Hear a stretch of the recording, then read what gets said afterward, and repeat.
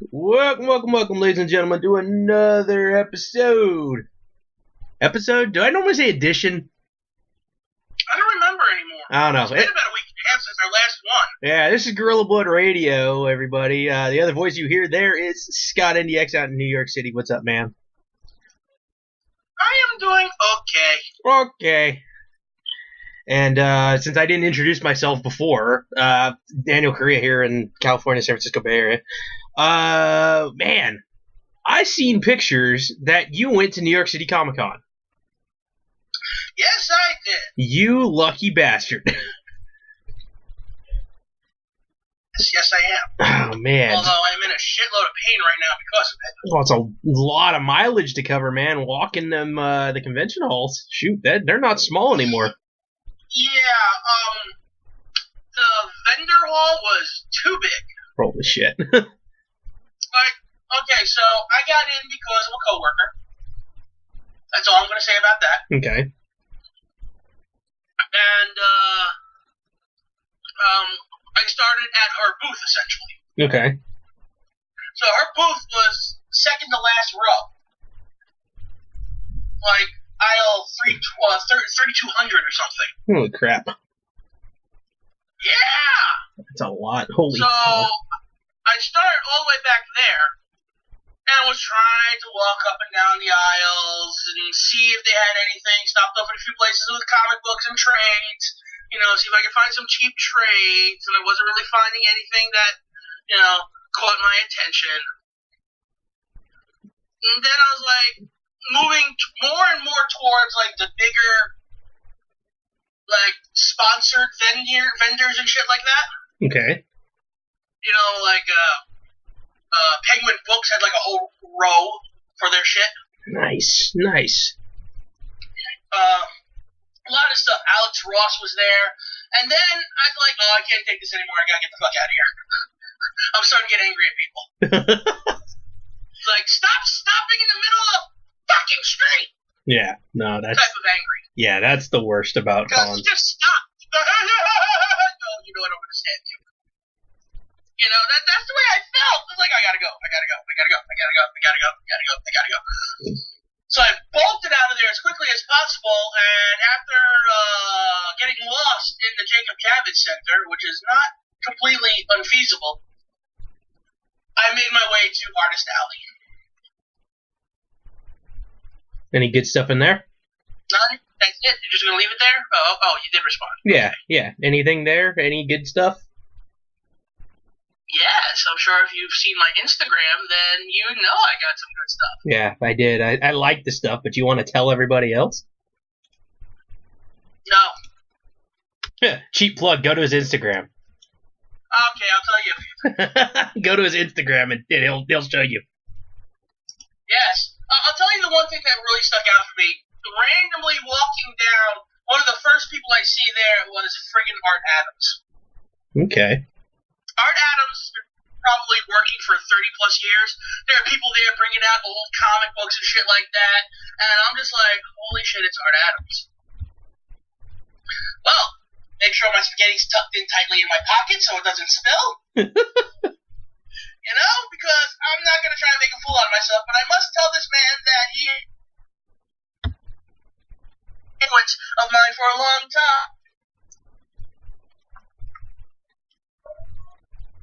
Scott, you there? Yeah, we're having connection issues. Scott, are you alive? Are you there? Danger, Will Robinson! Danger! No, Will Robinson! Danger! All right, so we had some technical issues here with Scott NDX. Oh yeah, it's my fault, automatically. Oh, I have no idea. All of a sudden, I stopped hearing from you, and then the phone died. So the Skype call died. So. Yeah, all my fault. Sure, we'll blame you for now. The next time, we'll blame me. Fuck you, I like that plan. All right, so you met your one of your idols there, Art Adams. Yes. And he's very well known for very pretty women and very big monsters. Mm-hmm. And Ghost Rider for a short time. So Yeah, I see. I see that the post that you had on here with the Fantastic Four stuff and Monsters Attack. The new Fantastic Four. The new Fantastic Four, yes. It's very specific. Skrulls kidnapped the Fantastic Four and disguised himself as This is incredible. What? Sorry. Sorry, wrong crossover. Still waiting for that to happen once, Marvel pulls their head out of their asses. Yeah, that's going to happen sooner or later. No, because Fantastic Four doesn't exist anymore. Well, soon enough it probably could. Marvel will soon enough have the rights back from Fox. I just wish they'd stop being bitches about it. Yeah. Oh no, we don't have the rights to the movie, so everyone fucking suffers! Yeah. Why? Why can't I have a Fantastic Four comic book? What if I really want a Fantastic Four comic book? Because right now, the Thing in the Guardians of the Galaxy fucking sucks. Because he's written by Brian Michael Bendis. He's trying to gather as many Jews as he can and shoot them into space. Because he loves Jews. And he loves space. Like, seriously, his fucking favorite character is Kitty Pryde. All of a sudden, she's on the Guardians of the Galaxy and she married Star-Lord. What a lucky bastard. And still, though, it's like, how do I wedge my favorite character in here? I know, randomly marry the main character. No. No me gusta. No es bueno. Anyway, yes, I met Art Adams. Kept my spaghetti in my pocket. Didn't spill it at all. Felt very good. Like I said, he didn't have a line like Chris Claremont did or Walt Simonson because, they're friggin' gods among men when it comes to comic books. Art Adams is up there for me. What I would have liked to have met was Mark Teixeira, Tex, the guy who drew Ghost Rider back in the 90s, the guy who really made me want to draw. Just to get an autograph was $5. Yeesh. Yeah, there's only a small handful of people that charge for autographs, and I usually walk right by those people. But you did it? Granted, I'm not a guy who gets it. I'm not a guy that gets autographs in general. I'm just not. But if I'm buying something from the guy who made the book, You might as well might ask. as well get him to sign it, right? Yeah, might as well ask. Actually, most of them are just pretty much like, oh, I'm going to buy these. Okay, good. Blah, blah, blah, blah, blah, blah, blah, blah, blah. And signs them automatically. Yeah. I mean, shit, I bought a headlopper from Andrew McLean. And, I was like, I'm going to buy these. He's like, all right, cool. Pulls out a personalized, nameplate to put in the book. What? And drew a little skull on it and signed 18 of 20. And this, it's like, it was like a nameplate of 200 out of 200. This one, he only brought 20 to New York Comic Con. Oh, wow. Yeah, and I was one of the last ones to get one. Cool. Lucky you. Yes. And it's like, no, you know what? Fine. I'm here. Let me buy a Apocalyptic Girl while I'm here. And he drew in that, too. It's like, Jesus Christ. All he did was pay for the books. He drew in the books, and I had a conversation with the man, and, like, I could have left after that, but I didn't, but I could have. That's sweet, dude. That's awesome. Yeah, it was nice that some of these guys are pretty personable. Yeah. Hey, by chance, did you see Rob Schamberger's booth? No, I didn't. Yeah, he the guy who does He was on the what now? I had a feeling he's probably on the dealer's floor where I pretty much said, fuck this place after about an hour and ran away from it as quickly as possible. Yeah, quite possibly. I know he would think he would have to be in there, especially if WWE has a comic book coming out too. Boom Studios putting one out. It doesn't really matter. I mean, there's a lot of artists that were. I mean, look, Art Adams was in Artist Alley, and he's friggin' well known. That's true. You know? But I mean, WWE's also, corporate situation, so they probably wouldn't necessarily just be in the Artist Alley or whatnot. But who knows? They don't. They're not the one that's going to bring him to Comic-Con. I sometimes think that they do. I don't know. I'm not positive, but I want to say that they've brought him to other things before. So. Well, usually the artist or the vendor is the one that sponsors themselves and pays for their booth in space. Yeah, because I don't know. Usually, what happens is at Artist Alley is like you get a table and about like I don't know 20 steps behind you in like a rectangle. That's about it. Well, it depends. Like, a lot of people were actually sharing tables. So you get even half of that. Like 3 to 4 people to a table at some point. Yeah, you get half of that. Or a fourth. That's what, I mean, the table's like an 8-foot table. So it's a friggin' plastic table. Yeah. Yeah. You know, and you make it your own. You either make a lot of stuff and you get a big table, or you get 2 tables, depending on how much you have to sell and how big a name you are. Or you share tables with some studio mates or just guys you know. Yeah. Yeah. The last time, because out here we have FanimeCon, which is anime comic books and other stuff, and their tables, I want to say we're going for Artist Alley were like about $350. I don't know, maybe less. I don't know, maybe more. I think that's what somebody told me. That is very reasonable. Yeah. And you had the only. I can afford that. Yeah, the only thing with that is then you would have to get. You still have to pay for temporary seller's permit. If you're coming from out of state, which is probably another couple $100, if that. Well, still, if you're, let's say you spend $600 to present, and you make that in a day, it's not really a big deal. True, but then you also have to account for upfront costs of printing and such as well. So. Well, if you're someone who's already stocked up That's true. That's true. and who's mainly trying to make their money off of commissions anyway. Some people, yeah, a lot of people do that. I mean, a lot of these guys are charging $150 for like a full body commission. I'm just sitting there going, I wish I had a sketchbook right now. I have a credit card. Yeah. Next year, if I get a chance to go, I'm bringing probably at least 4 digits with me. Oh wow.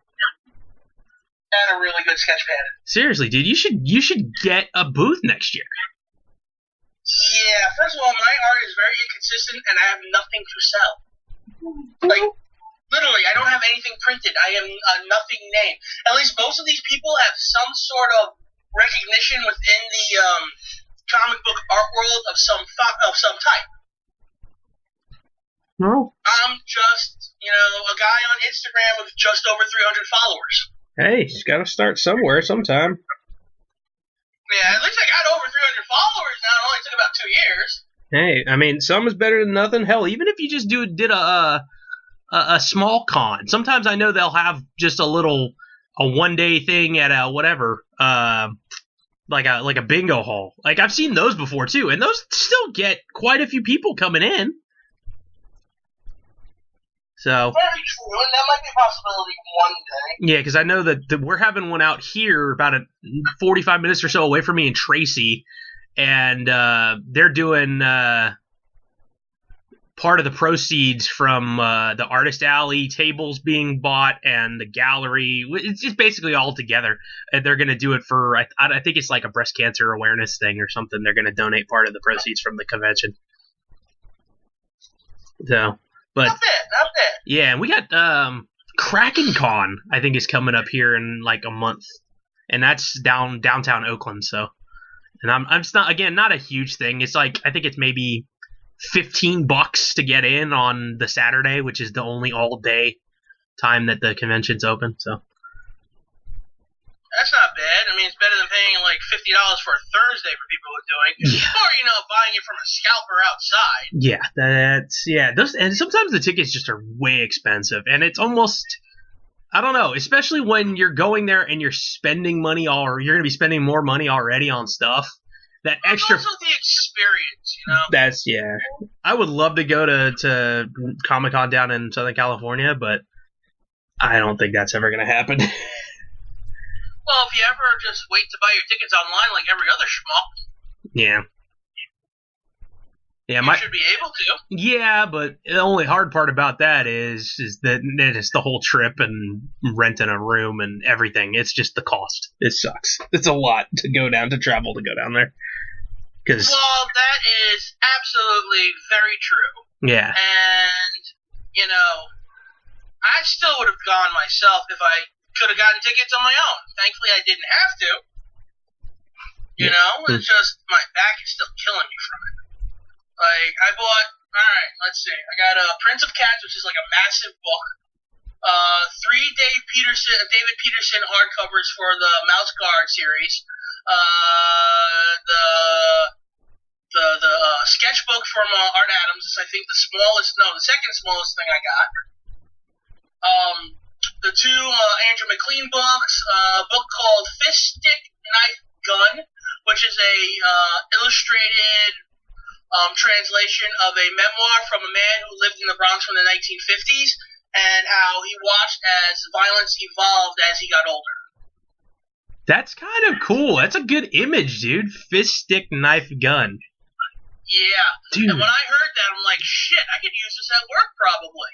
So I'm going to read that, and if it's a good enough,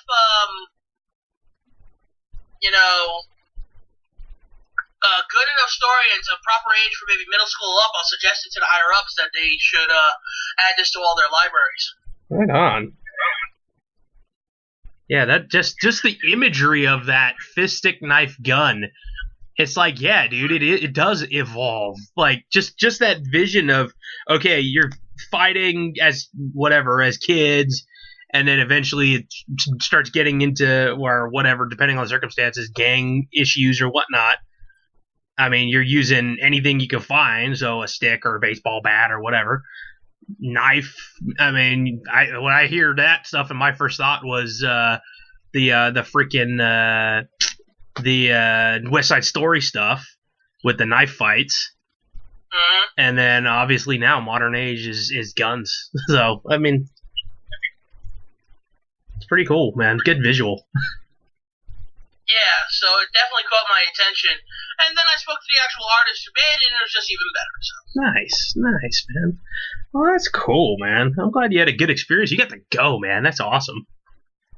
Yeah, I'm very happy about that, at least. Now, I gotta ask, and you might have answered this from me before. You ever been to Midtown Comics? Is that the main one you go to, or is that? I mean, I know that's a huge name. Not much anymore. Okay, because that's the huge name comic. Is that the one I'm thinking of? That's one of the huge name comics. Okay. Yeah. What other ones are out Probably there? The one I like to go to is Forbidden Planet. Is what called that? What, Forbidden Planet? Forbidden Planet. Yeah, okay. It's a very well-known comic book chain in the UK. They got like 15 to 20 stores there, and there's one store in New York. Nice. But you get a lot of stuff there. You just can't get back issues. Okay. But they have a huge manga section. They have a good sized manga section, probably about 20 feet worth. Then you have about 20 feet of indie comics. You about have 50 feet of new books coming out.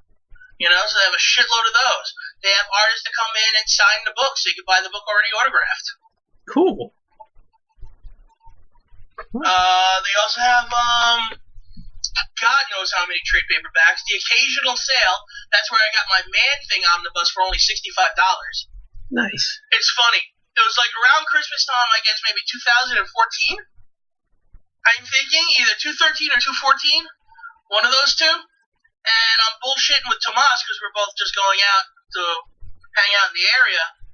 It's within walking distance of St. Mark's. It's 14th Street and 3rd Avenue, or 14th Street and Broadway in Manhattan, right off of Union Square Park.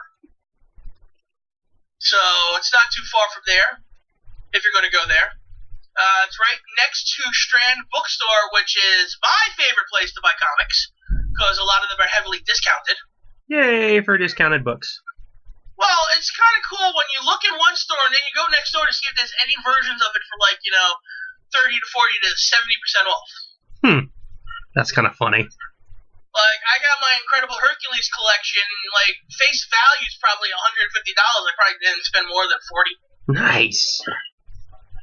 For the whole collection. And that's 2 massive hardcovers, 2 regular hardcovers, and a soft cover. And the only reason why I couldn't get any other hardcovers that were massive because they only made the 2 massive hardcovers. Nice. Well, yeah, it's just all that, and some of them are really good stories. It's like the Secret Invasion story. Do you remember Secret Invasion? No. All right. Well, first of all, I didn't even get to finish the Fantastic Four, so we're back to Skrulls. Okay. So, Skrulls are shapeshifters, and they invaded Earth and put in sleeper agents that looked like us, And it was discovered when they killed the lecturer and she turned into a Skrull. And Spider-Woman was the main killer Skrull queen. And they're all doing it for God, and they're invading. So that was a secret invasion. The real funny one, though, was Hercules gets together various gods from different religions to face the Skrull god. It sounds like a bad episode of South Park. You would think so, but it's absolutely hilariously perfect. Did they have to censor Muhammad? Not this type of God. Okay, I just thought of South Park. It wasn't God because Jack Kirby wasn't riding shotgun with them. Okay. And yes, in the Marvel Universe, God is Jack Kirby. That's kind of awesome. Yes. He's the one above all. That's his official title. One above all. Nice. It's officially Jack Kirby. So, no, it's like some sort of chaos god from Japan and shit like that. Okay. I was just... one Norse god, one of the Eternals, because they're versions of gods. Give me a second. I'm going to cough right now. Okay. Scott's muting his microphone so he can refresh his lungs. Yeah, that's going to happen a lot because I have still not feeling well. I'm probably going to have to go back to a doctor soon. Aw.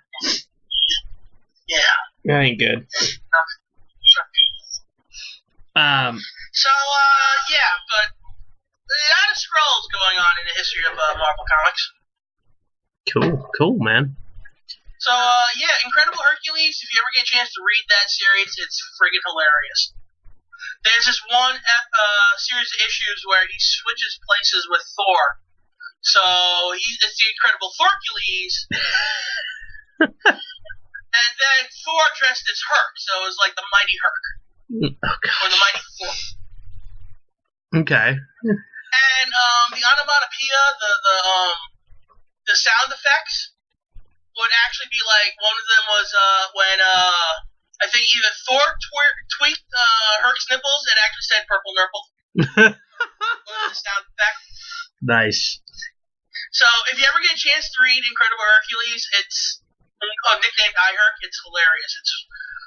I was so glad I own it. I never planned on owning it until I finally read it and realized I have to own it. Nice. Right on. And then when I got it for dirt cheap, it was just all the better. That's awesome. That's awesome, man. But yeah, I've gotten like $25 books there for like $5. Shoot, bargain shopper, man. Strand Bookstore. Never leave that place without something in my hands. Forbidden Planet. Leave plenty of times with nothing in my hands, and then I go next door and find it. Yeah, they must enjoy your business. Yes. I do use Forbidden Planet for more like my indie stuff like Cobra and The Revenger. So I do buy stuff at Forbidden Planet. I also have an account at Midtown Comics that I haven't accessed in like 5 years. If you spend $100, the next $20 of stuff you buy is free. Oh, wow. But I haven't taken advantage of that since 2012? Honestly, the last time I went to Midtown Comics, I wasn't interested in anything. You know, because if I have to buy a $100 book to get a $20 book for free, I'd rather see if I can find that book for $50 online. Yeah, no, why not? You know, as much as I like, first of all, I don't like Midtown Comics. I have to climb stairs to fucking get to it. Yeah. Stairs bad. I will say this, though. Midtown Comics had a booth at Comic-Con. Massive. Probably took up 100 feet. And they had a shitload of graphic novels there. And it's a great way to sell them, and all the graphic novels are 20% off. Ooh. I'll give them credit on that. I went to a lot of places that discount graphic novels, and I just didn't find anything that really caught my attention. For some reason, my mind kept saying, buy shit, buy shit, buy shit. And then I wasn't finding the shit that I really wanted to buy. See, usually my brain says, buy shit, buy shit, buy shit, and my wallet says, fuck you, fuck you, fuck you. Well, everything was taking credit card, and I brought 2 bills with me. Okay. And I didn't use it all. Yeah, If my backpack didn't already weigh like 50 pounds, I probably would have gone back and picked up an omnibus from a dealer in the artist alley. Picked it up from the artist. Yeah, I should have done that. I tend to buy things, but I don't. I usually will hem and haw and usually buy something on like the last day because then I've seen everything and I know what's there and what's not there. That's usually what I do if I'm going 3 days. I don't take that chance because I missed out on getting something from Jim Ma Food because it sold out on the first day. See, that's the hard part. I kind of walked away from his booth saying, I might come back to the booth later, and then my back was so fucking sore. Yeah, that's the hardest part about that stuff. I mean, that's why, like, when I went to the Fanime Con out here, I saw a couple things and was like, better call Scott to see if he has these. So, which I appreciate. Yeah, not a problem, brother. Oh shit, those are nice. Huh. You know, I almost bought these. A while ago, there was a Kickstarter for Atomic Robo. Great story, fun as hell. A lot of science, so my brain has to do a lot of thinking when reading it. And they took the series that was being put out by, I think, Red 5 Comics, but Red 5 Comics completely collapsed and died. Okay. I think they're being put out by either Boom or IDW now, or maybe another small company that are putting out physical copies now. But the writer, Brian Clevinger, was actually at Comic-Con, and he had all the hardcovers from the Kickstarter there. And it's like, buy 2 hardcovers, get a free bookmark or something. Or $5 off. And I'm sitting there going, God, I want to buy all 9 of those. But I'm going to pass, and as nice as they are, and as amazing as the art is, and as fun as these books are, they're also being collected in like miniature omnibuses that carry like 3 trades in one shot. I think I'll stick with those. Yeah. Mainly because, holy shit, that would break my back. Yeah. No doubt. Holy hell, man. Well, shoot, sounds like you had a very, very fun time at the Comic-Con. In the end, I did. After initial aggravation. Hey, I seen Tomas got a copy of a live-action Attack on Titan film. Yes, he actually went to see it in theaters, too. He's like probably one of the 10 people in the world that enjoy it. See, I've never seen it. I love the anime, and I have the first book of the manga series. The anime was putting me to sleep. Oh, really? Yeah. Oh, I love it. It's a good anime. It's a good little story, and their season. I think the next season's coming out next year. So.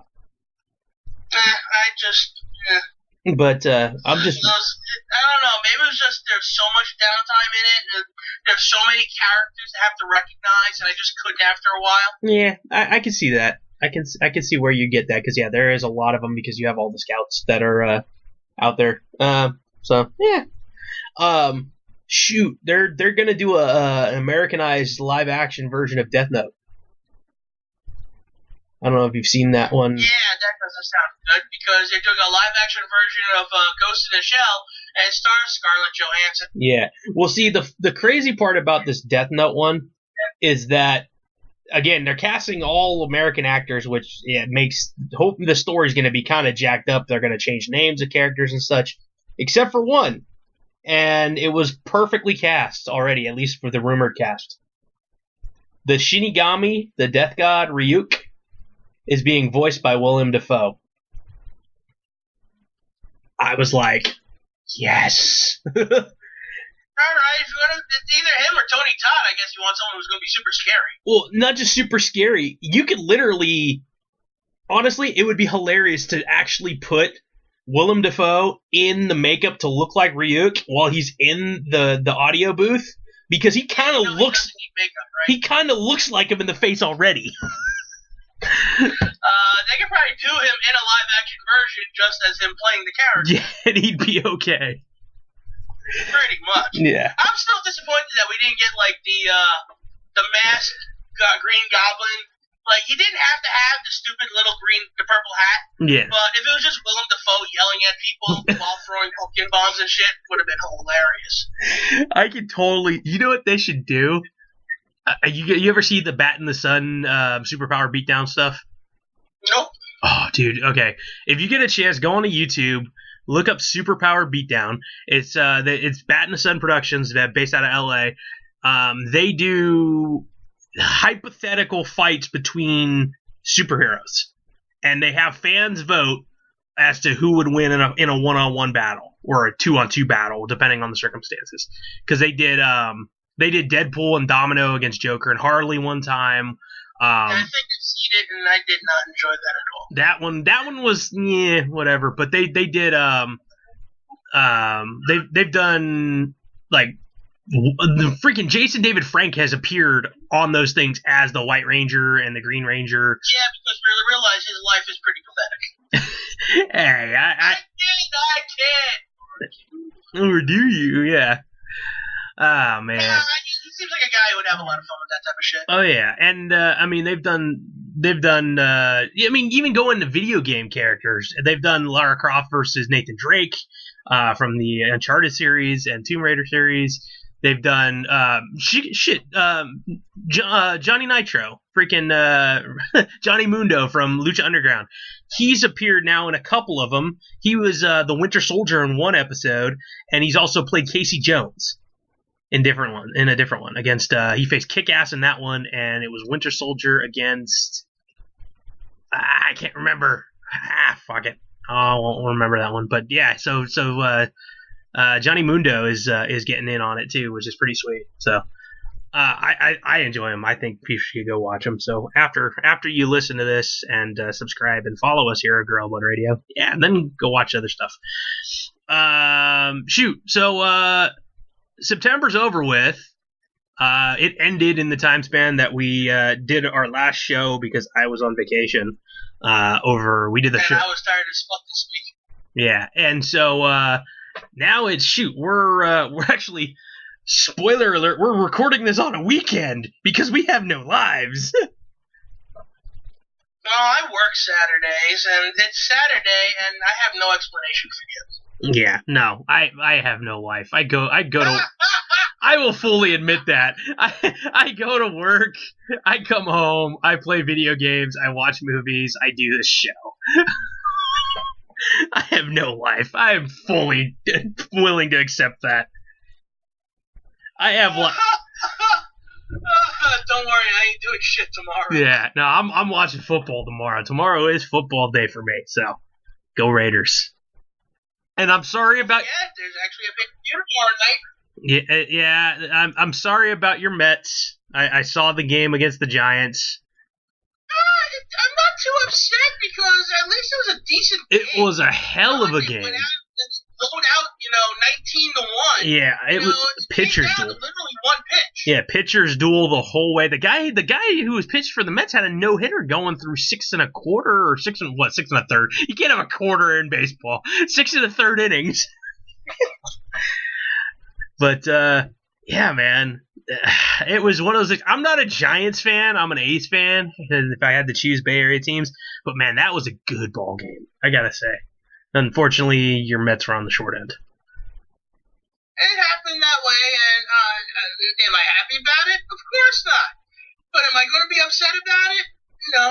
Yeah, I'm pulling for the Cubbies. I mean, what pisses me off is that people are wiping the Mets off the slate back in June. Yeah. And I always tell people, shut the fuck up and wait until August. Yeah. August is when you gauge if a team is going to a playoffs or not. Yeah. I'm tired of this. They're never going to go anywhere. Didn't the Mets go on like a 13-game winning streak? Probably. Yeah, the Giants down the stretch were the hottest team. I mean, they had to sweep the Dodgers to get into the wild card thing. So, it's just you don't want to play the Mets had to win a lot of games too. They brought it down to the game before the last game of the season. Yeah, you just don't want to. All right, so it wasn't like the Mets eased their way into. Oh hell no, dude! Like, yeah, you just don't want to have to play the Giants in October. That team is just too damn good in October. They have not lost a series, like 10 straight series. I think they've won in the playoffs because last year they didn't make it. The year before they did, they won the World Series. Year before that, they didn't make it. The year before that, they won the World Series. It's ridiculous. So, yeah, I don't know. I'm pulling for the Cubbies only because I have a spot in my heart for shitty teams that don't win titles, a.k.a. the Raiders, a.k.a. the Cleveland Browns. Hi, boobs. I know you're out there, so your team sucks. I That's rude. It's rude, but it's true. They still haven't won a game yet this season. I think they're the only winless team in the league, the Cleveland Browns, but I still cheer for them only because I know people from Ohio. That's about the only reason why. And Kind of deal with the Jets. oh, God. You know what's funny? The first thing that pops into my head anytime somebody, it doesn't matter if it's the New York Jets or it's a high school team named Jets, my thoughts always go back to the scene in Big Daddy when they're in the bar and the waitress goes up to the little kid and says, "Hey, honey, what you doing? Watching football? Who are you cheering for? The goddamn Jets." It's true. That's how we respond. It's always how every time I see Jets, that's the first thing I think of is the goddamn Jets. Oh man, but yeah, man. They're gonna keep playing as far as they do. They are the goddamn Jets. Shit, man. Although right now the fucking three-quarter Giants, you know. Yeah, well, fuck, man. The quarterback's name for the Jets? Fitzpatrick, I think that's him. Patrick Fitzgerald. Or Fitzgerald. What is it, Phil? Whatever. I don't know what his name is. Fitzpatrick. You know, all of a sudden he's Irish. I don't know. It's Irish. close enough. All I know is, like, in 2 weeks he threw 9 interceptions. That's more than, like... He's got that in one game and he still wins. Dude, that's the scary part is, like, that's more interceptions than I think Peyton Manning threw in one season one year. God damn. That's insane. Oh, man. So, tomorrow should be fun. Yay for Sunday football day. But yeah, so what I was getting to is saying September's done. Sci-Fi September is over with. We got through our lists. Now we're on to October and the 31 nights of Halloween. Yes, you got it right. Yes, I got it right. You practiced before the show. I was. I definitely was. And I actually have it written down here with my list just to make sure I said it right. I'm kind of sad by that. Well, I always want to say it's like the 31 days of Halloween. And they're like, no, it's not right.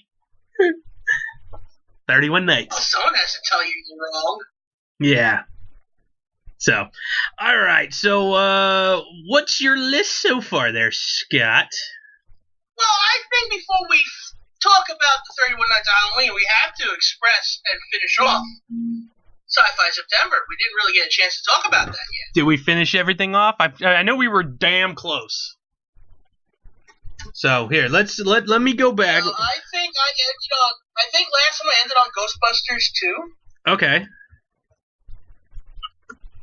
And then after that, I had to watch the original War of the Worlds, a theatrical cut of The Empire Strikes Back on DVD, and it's a real one. The one that they put out back in the mid-2000s that cost a couple $100 each now. Fuckers. Reanimator, because goddamn, that's a great movie. Minority Report, because goddamn, that's a great movie. And I ended it on Bill and Ted's Bogus Journey, because goddamn, that's a good movie. Why the fuck not? You know, since that so many of us decided to watch it, I felt like it became obligatory. Yeah. Now, let me see. I can't try to remember where I left off. I think I might have finished my list on the last show, but you might have been like number 27 or 28. I was real close to the end there, and I'm trying to find it again.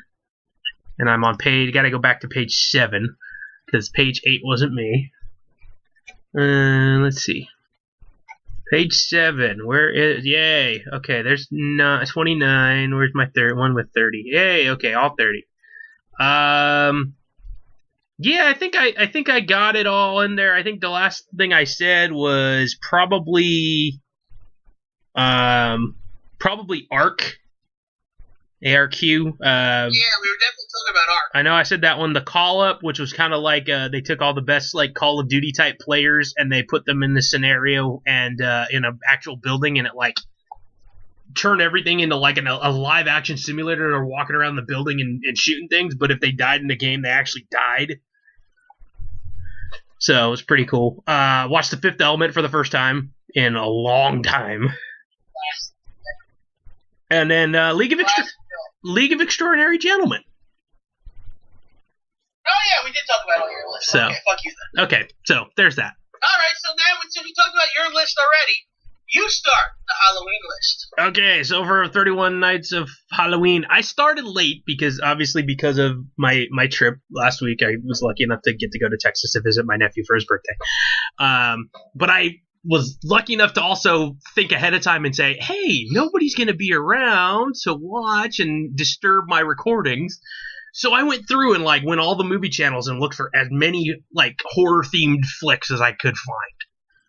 So I was like, okay, cool. I'm gonna hit record and just record all these things. So I recorded a bunch of them. I still have a bunch more to watch. But so I started with Army of Darkness as from 1993 as a way to kind of transition, and then I moved into The Evil Dead from 1983, which, as I'm watching The Evil Dead, I kind of going, yeah, I probably should have watched that one first.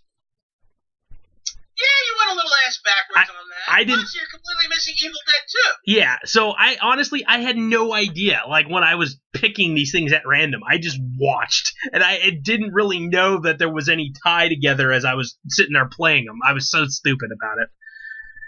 So I saw those, so I may have to go back and watch Evil Dead 2 now. No, you have to. I require it. Okay. I watched the 1999 film Bats. I don't know if you've ever seen that one or how it was. Maybe back in 99. Yeah, the main actress in it was the chick who played Dizzy in Starship Troopers, the redhead. Oh, did she show her tits in that too? Yes, no, she showed her. Yeah, she did, and she did not show hers in Bats, but in Starship Troopers she did. Yes. That's what I was saying too. Yeah, I know. Yeah, and I answered too soon. That's why I was like, eh. But yeah, it would have been nice. But so it's one of the best things she's done. Yeah, and also too, Leon, the guy who played Derice in Cool Runnings, is in it. Oh, he was also in Oz for many seasons. Yeah. Okay. Then I went back and watched the 1977 version of The Hills Have Eyes. So the original version? Yes, the original. What did you think of that? Because I watched that recently for the first time myself. Yeah, I liked it. I mean, it's a little slow moving, as with most of the... silly at times? Yeah, it kind of was. That's a Wes Craven thing, unfortunately. Well, I mean, even to one of the other things on my list I'll get to in a minute, but yeah, just this is the difference that, at least from what I'm seeing from just the few that I've watched, is the older ones rely on slow build, lighting, good tension building audio in the background, soundtrack type stuff. And just the creepy factor of, again, more so the jump scare instead of the gore factor. And as you transition into more modern stuff, there is some of that tension element, but a lot of it's more shock, gore, I mean, ripping flesh, things like that, more so than just the psychological build-up scare. So I don't know. Maybe that's just what I take out of this from the few I watched. But I'm trying to make sure that I'm watching movies, because I'm not a huge horror fan. I really am still fairly new to the genre. But I'm trying to make sure that every film that I watch through this 31 Nights of Halloween is something I've never seen before. So I have on my Netflix queue, I have Hellraiser.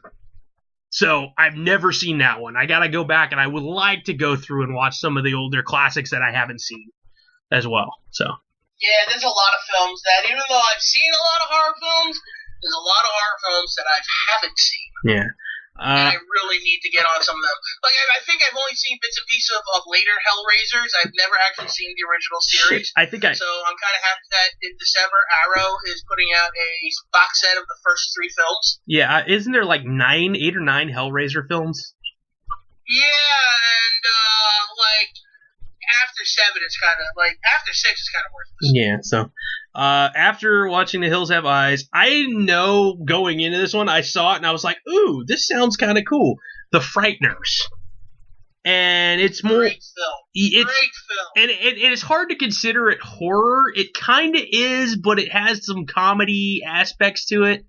Michael J. Fox is. That sound like a bad thing. No, it's a good thing, but it's kind of borderline. I know. As soon as I was watching, I'm like, okay, this is borderline, but it was kind of cool to see the paranormal stuff in a factor of like, okay, cool, he can interact with these people, and they're also trying to solve like a mystery in the same process of what's going on. So I liked it. I thought it was kind of funny having the extra little characters there on the side to kind of like bust his balls once in a while. So that was pretty cool. I watched Silent Hill based off of the video game, which that movie is one weird fucking flick. Oh my god, that is. I was too chicken shit to play the game when it came out in the late 90s, early 2000s. Whatever the was on the PlayStation, I think it was PlayStation 1 is when it came out. Yeah, that movie was fucking weird. Yeah, backstory is kind of like the mom is trying to figure out what the hell's wrong with her daughter and why she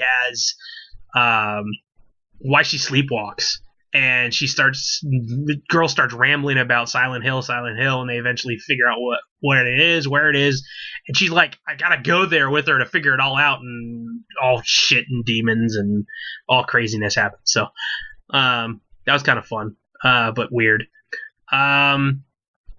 And my seventh film on here is going back to the original, 1968, Night of the Living Dead.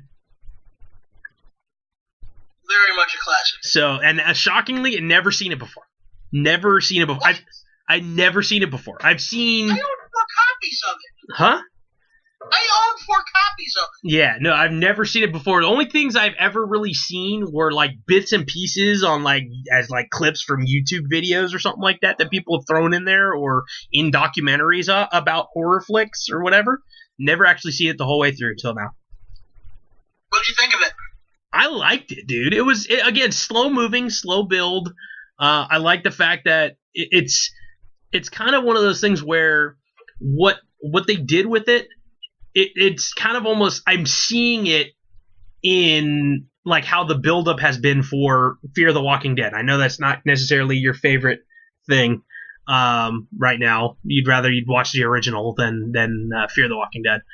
But to see what happens when that first attack happens at the very beginning in the graveyard, and she takes off running and panicking, and it's almost like to a point where everybody's coming to that realization, like, okay, what the hell is going on? We got to board everything up. We got to get out of Dodge. And then you try to kill them, and then it's like the learning curve of how to actually kill them. And shockingly, still the news reports are coming in on different things, and it's just like, this just sounds so weird that we're reporting this, but they're eating flesh or whatever. I was like, dude, that's kind of funny, but that is what the buildup is, and at least for the first season of Fear the Walking Dead. So it's kind of like, okay, it's refreshing to see where it all stemmed from, and you can tell they harken back to it a little bit. Yeah, it's definitely the archetype of what zombie movies became, and it captured a lot with showing so little. Yeah. Oh, yeah, man. And then again, it's in black and white, so, I mean, there are times where, like, you're watching it, and it's like you can barely see anything on the screen, and then all of a sudden, here comes fire, and then the freaking zombies are, like, backing away and shit. So yeah, that was cool. And then again, in my head, I'm watching these, and some of the things as I'm watching it, even in like The Hills Have Eyes and stuff, I'm watching this and just kind of laughing because I'm like, it's so hokey, but it's like, oh my god, like this was cutting edge at the time. And so, well, it was actually an indie film for the time. Yeah, it's still, I mean, it basically started a whole genre of films too. Did Night of the Living Dead. So, I mean, well, now that you've seen that, you have to see the sequels. Yeah, I know. And then the last one on my list so far, bringing me up to date, would be The Lazarus Effect. That has Olivia Wilde in it. basically they create some sort of serum that they can pump into. They're testing on animals in first instance, and basically by using the serum and an electrostimulation to the brain, they are able to bring back a dog from the dead. Well, eventually what happens is they get caught doing stuff, and Olivia Wilde kind of actually dies, and her fiance brings her back to life, who's part of the crew, brings her back to life, and all crazy shit starts happening. So she starts killing people. Yeah, that usually happens. So, yeah. So, yeah, man. So that's my list so far. What about you? Okay. Now I gotta find where I put it. There it is. No, that's your list. There it is. Well, felt the need to find a movie that would be the perfect transitional film, since we're going from sci-fi to horror. And I think The Thing fits the bill. Nice. If you're going to watch a film that's both sci-fi and horror, don't get better than The Thing. Plus, I mean, the special effects for a film that's 34 years old now still top a lot of special effects of films that we see today, because almost everything is practical. Yeah. It's tangible. Sure. The HD version, you see some of the strings that they use to pull the head off the corpse after it bites the guy's arms. Yeah, that shit's gonna happen. I mean, if you watch War of the World, you're gonna see floating ships on strings.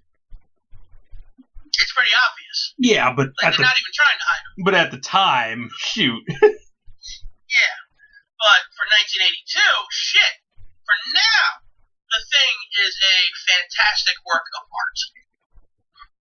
Afterwards, I watched Rambach, Berlin Undead, which is a movie that focuses more on two people trapped in a apartment building in Germany, and some of the other people there and whatnot. Okay. And how it's not really zombification, but rather a rage virus type thing. Nice. Sort of like 28 Days Later. Okay. But it's actually induced by adrenaline rushes. Ooh. That's how you could get the rage virus, and you won't turn as long as you're staying, you're sedated or you're staying calm and relaxed. So basically, Incredible Hulk. Kind of. You kind of Hulk out and then turn into a psychotic, man-eating bastard. Nice. But it's really about a guy who goes to Berlin to find his ex-girlfriend, to kind of try and reconcile with her. Starts getting attacked, traps himself in the apartment with a young boy. Eventually, they work their way through the apartment buildings by, one, building a battering ram to go through the fucking apartment to the next one over. They literally broke through the wall. Nice. And they got the idea because in the apartment across the courtyard, a guy who was bit, instead of doing anything else, actually hung himself. Yeesh. And they noticed that he hung himself from a hook in the apartment. So that's when they got the bright idea. It's like, you see him looking at it like, shit, he's going to hang himself? No, we're going to create a battering ram and go through to the other room. When I first saw this, it was me, Tomas, and Valdo. We just finished watching the Basket Cage trilogy. Okay? And we were like, we got to do something. Oh, hey, look. This is an hour-long horror film. Oh, my God, that cover looks so generic. That looks so bad. But then we read about it. It's like, well, it's only 61 minutes. Let's give it a shot. Why not? Glad I said that. Because it was a fantastic film. They escaped, the two people that did escape. A young girl whose brother died trying to close the gate, and this young boy who was trapped there, who was an apprentice to a plumber who went batshit crazy.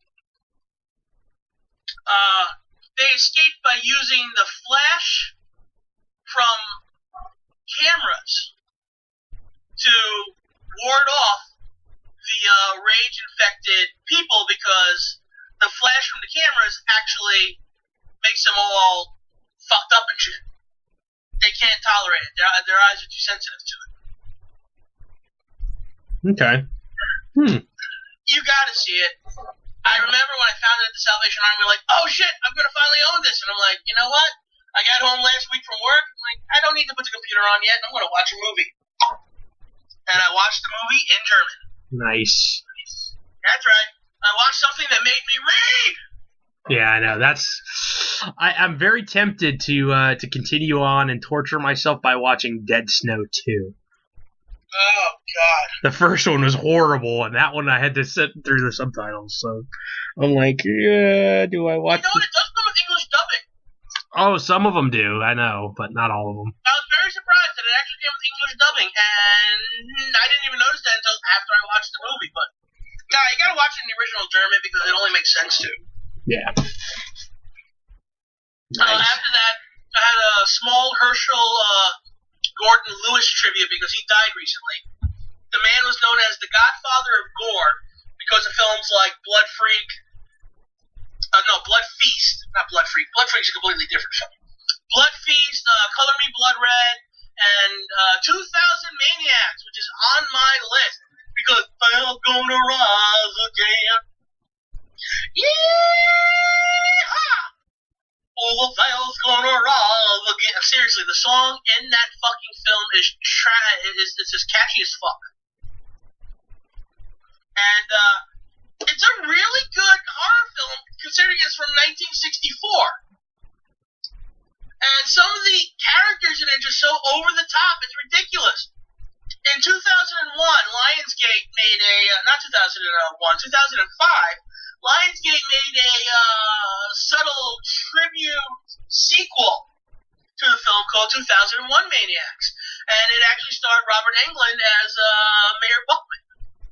Nice. So, with all that, I figured if I'm going to watch one, I shall watch the other. Okay. It really is a great 1-2 combo of horror films. Unfortunately, the sequel, Fields of Screams, for 2001 Maniacs, was absolute shit because, one, Robert Englund wasn't in it, and two, it was absolute shit. Okay. Shall I continue? Sure. Well, I finally, for the first time ever, watched the original Carrie on Blu-ray. I've never seen it before. I've seen the remake. Not the 90s remake, the most recent remake with, what the hell was her name? Moritz. Yeah, The one who played Girl. Oh, yeah, Chloe Grace Moritz. Yeah, her. Yeah. And I have to say, the original film was a fantastic film. I liked the remake a little better only because the deaths and violence and chaos in the sequel, or the remake rather, in the after the blood was splashed on her head and all that, it was just much more chaotic and violent. And I understand that the original film came out in '76, so I don't fault it for that. I mean, they did the best with what they had. Yeah, no doubt. No, it's funny that you brought that. Then you wind up watching that one. All of a sudden, a memory came back of how, because I've told you before, I'm a chicken shit when it comes to a lot of these things. So for me, it's like my main thing is kind of like to Mystery Science Theater 3000 and kind of laugh and poke fun at things to kind of mask things, I guess. But it just made me think of, I can remember growing up and my mom telling me a story of her seeing that and freaking out, and that's like she knew she never wanted to watch horror movies ever after seeing Carrie. I don't blame you. Back in '76, I'm sure that would fuck up a lot of people. So yeah, it's just kind of funny. I just thought of that. I haven't thought of that in so long. You know, and I look on it now as finally watching it for the first time, and I really enjoyed it. I'm glad I did. Nice. Right on. Let's see, after that I watched Demons, which is film recorded in Germany by an Italian, Lamberto Bava, I believe it was. I think the son of Mario Bava, who is also a well-known horror director. Yeah, it depends on what you're looking for in a horror film, but this is straight up Italian style, 80s synth music, Rebel Yell, Billy Idol was one of the songs played. Just, it's a lot of fun for a horror film with some goofy moments, like at one point he's riding a motorcycle, swinging a katana over the seats of a movie theater. Nice. That's fucking... I remember Tomas, when he first saw this, was like, oh my god, that shit's so stupid, I can't take this movie. And then he sold it to me for $2. I'm not gonna argue, I watch the shit out of it, and I watch the shit out of it every year now. Afterwards, he came by one time like, it wasn't even me that chose it, it was someone else. I had a few people over to watch a couple of movies. The other guy, Gene, chose Demons because he's never seen it. I'm like, dude, you make the choice. I've seen all those movies on those shelves, but you want to watch it, I will sit here and watch it with you. Tomas sat there and goes, shit, I regret selling this to you. Because sometimes you need to watch something more than once to realize, shit, I actually like this. Yeah. So, yeah, Demons 2, though. I might watch that again later to see how bad it was after we're finished recording this, because I don't remember how bad it was. But it even stars one of the same actors. It's essentially Demons in an apartment building. Nice. Instead of a movie theater. Right on, right on. Speaking of Night of the Living Dead, I watched the 1990 remake. I might have to watch that myself, too. The 1990 remake ended with Ben dying and becoming a zombie. For those who don't know, these are spoilers. Okay? If you haven't watched the movie, it's been 30 fucking years. Damn close, at least. Ben died. If you remember, when you watched Night of the Living Dead, which I think was the most shocking ending, was the fact that Ben didn't die. When he went back to the house, he's like, I'm saved! And then they shoot him anyway. Mm-hmm. Okay? Yeah, and that was extremely fucked up. Then the townies burn him. Yes, thinking he was a zombie. At least we're supposed to assume. And they didn't shoot him just because he's a black guy in 1968 in the South. I knew that was what you were thinking too. I was thinking somebody was gonna say it, but it wasn't you. It was gonna be me. Well, it's true though. I mean, there was George A. Romero didn't hire Ben because the guy to play Ben because he was trying to make some sort of statement. He literally made a black lead actor in his movie because he was a friend of his and he was cheap to hire.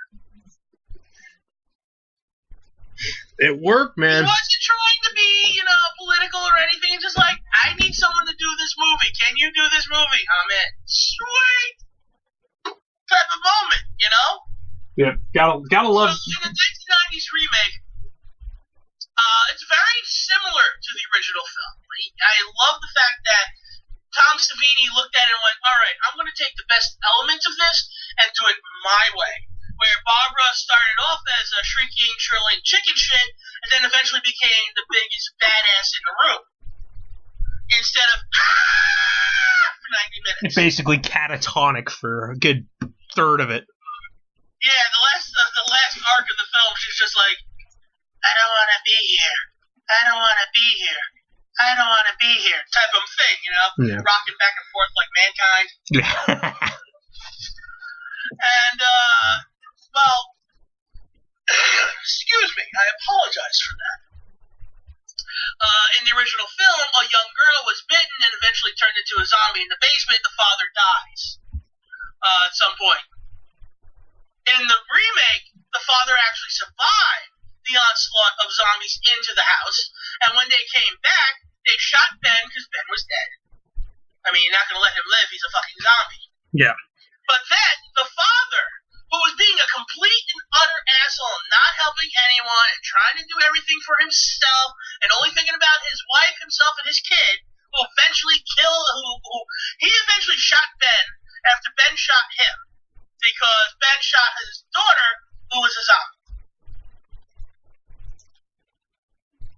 So Ben dies, he survives, Barbara looks at him, right in the head, and says, another one for the pile. Walks the fuck off like a boss.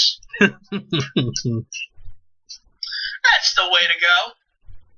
And, like I said, Tom Savini turned the story into his own movie, and I like the way he approached it. Is it as good as the original? I don't think so, because the original scared the ever-living fuck out of me when I was 10. I can see why. Okay? And it was the one moment where the young girl picks up the trowel and stabs her mother to death. That's what got to me, because I never even saw the movie, and I only saw that one part at someone else's house who was happened to watch it, where I was hanging out with the daughter, we were playing games and shit, walk into the living room, see that scene because my mother and her mother are watching the fucking movie. I was like, that fucked me up. Might not have been 10, it might have been 8 or 9, but you know what I mean. Yeah. It caught me off guard. Same thing like the skeleton coming out of the acid in House on Haunted Hill, because I didn't see anything else. That's the only scene I saw the first time. You know? That fucked me up. Now I can watch House on Haunted Hill every year. Hell, last year I actually watched it at a movie theater. Nice. That was part of the Night to Dismember, which I don't think I'm going to this year. Right on. No, not really right on. Mm-hmm. I said I'm not going to. I know, but still. It's okay. You can still have your own little movie thing. You can watch whatever the hell you want at your house. True, but it's also the experience in the whole thing. Yeah. You know what I mean? Yeah, I know. Oh, well. Maybe next year. Yeah, well, so it sounds like we're both on the start of some good little lists here, man. I'm not done yet. I actually watched 2 movies last night. Oh, you did? That you didn't add to this list? Yes, I did. They're both on the list. After Night of the Living Dead, I watched the Dawn of the Dead remake. Oh, okay. If I'm going to watch one remake, I might as well watch the other remake. Okay, cool. And if I'm going to watch good remakes, I might as well watch them both, because the Dawn of the Dead remake is a fantastic film that just, you know, it takes... Okay, look, if you watch the original Dawn of the Dead, it's a great film, but there's a lot of moments in it where it gets campy and stupid. Even if you watch, like, the extended director's cut and shit like that, there's a lot of good moments in it. There's a lot of okay moments in it. It's still, like, if I'm gonna grade the Of the Living Dead series, Day of the Dead's first, Dawn of the Dead second, Night of the Living Dead's a very close third. Then you have Land of the Dead, which is the 4th movie in the series, and then fuck Diary of the Dead and Survival of the Dead. I actually have seen Diary of the Dead already. That's what I own it. It was not terrible. Unfortunately, I own it. And the collector's mentality in me won't let me get rid of it. Because, well, you have 3 copies of Night of the Living Dead on DVD, because every time I find one at the Salvation Army, I'm like, oh, another piece for my collection. Yes, I collect Night of the Living Dead. Yeah, it's one of my favorite movies to watch, especially this time of year. It's a classic film, and there's so many different versions of it out on DVD because it has no copyright. Oh, nice. So it is actually a, oh god, what is that thing? We used to play a shitload of them on Gorilla Blood Radio's website. The what now, huh? The domain-free movies, I think. Oh, yeah. Just copyright-free, royalty-free films and stuff like that, yeah, in the past. Yeah, it's a public domain film because whoever was putting it all together forgot to put a fucking copyright on the end of it. That's why, like, anybody can show, like, whatever it is, A Miracle on 34th Street or something like that now around Christmas time.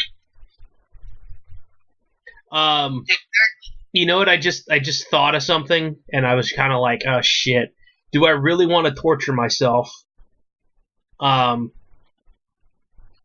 Boll. Why?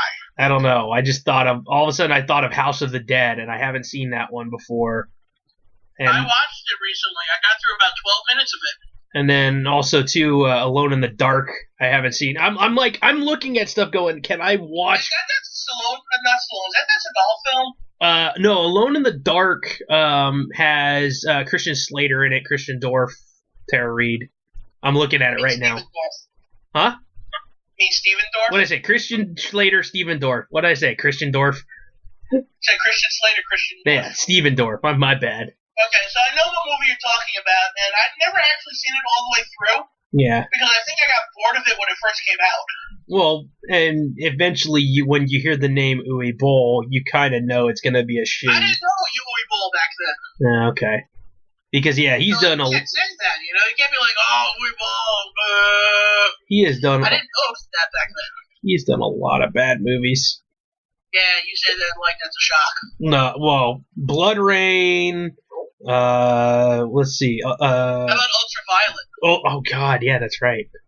Actually, apparently though, he's made some recently. Oh God, there was a film that I was watching, at least part of one, that was something that he did that was actually pretty good. Assault on Wall Street. He was the executive producer on. I don't know if that sounds familiar. That might be it. Dominic Purcell was in it from. Yes, they made a sequel to it too. Yeah. Exactly. So. All right, so you do know the movie I'm talking about. Yeah, I as soon as you said that, I was like, ooh, yeah. And then the next one, I think, is hang on. Rampage, Capital Punishment. Yeah, something like that. Yeah, there's a couple other ones on here too. Yeah, and they've made a new one, Rampage President Down. I think my friend just bought both of those. Yeah, so God, Zombie Massacre 2, Reich of the Dead. I want to see how bad that is. Anger of the Dead. Oh my God, I'm gonna have to watch some Blue Ball films soon, aren't I? Yeah, well, shit, he did a Far Cry film based on the video game. That one, if I want to watch bad video game movies, I'm at least gonna go to the master of bad video game movies. You know what? They'll cover a lot of Arnold Schwarzenegger in November. Quite possibly, yeah. Because I didn't know he did Alone in the Dark. Yeah, he did Alone in the Dark, and then the. I forgot he did House of the Dead. I just remember that being really good.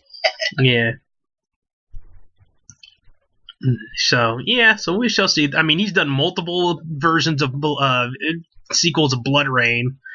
He's done two different Alone in the Dark movies, House of the Dead, Far Cry. I'm going through the list. Wow, In the Name of the King too. Oh boy. Shoot, let's see. What is Apocalypse Z? I'm assuming it's a zombie flick. Did I watch that already? Also known as Zombie Massacre. I might have watched that on Sci-Fi. If I did, then yeah, it was absolutely horrible. Yeah, The Name of the King. That's funny. That was Statham. I didn't realize Apocalypse Z. I know that was probably named that because of World War Z coming out at the time. Yeah. You know they gotta take advantage of that shit. Oh yeah, and right now I have one on my browser here that I want to watch. That it's based off of anime it's called Blood the Last Vampire. So that looks pretty sick. Action horror thriller. Seen when they had that I don't know. There was a show that had blood in the title. It was on Adult Swim for a while. Yeah, I think they had the anime. It probably was it, because they do Adult Swim, the Toonami or whatever, in way late nights on like Fridays and Saturdays.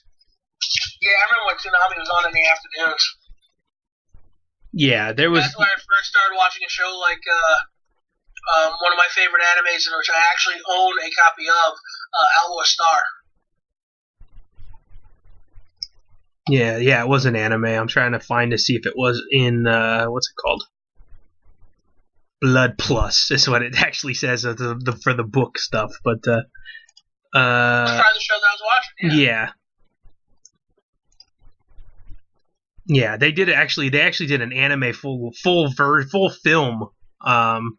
for in 2000 for it too. So it's been around for a while, which is pretty cool. It looks, dude, the actual anime film looks really graphic too. You know what I have? Sitting on my to watch file? Vampire Hunter D Bloodlust. Nice. Now, luckily, I remember seeing it. This was before everything came out on Blu-ray. Oh shit, I might have to sell my Outlaw Star collection. It's going for $129 on Amazon. Nah, I like the show too much. I'll keep it. Vampire Hunter D, I remember I found a copy of it. The first one. On DVD. Oh man. At the Salvation Army, I remember when I found it, I was like, damn, isn't this shit out of print? And lo and behold, it was going for like $100 online at the time. I was like, oh wow, I spent $3 for this. The Vampire Hunter D Bloodlust is a lot less hard to find.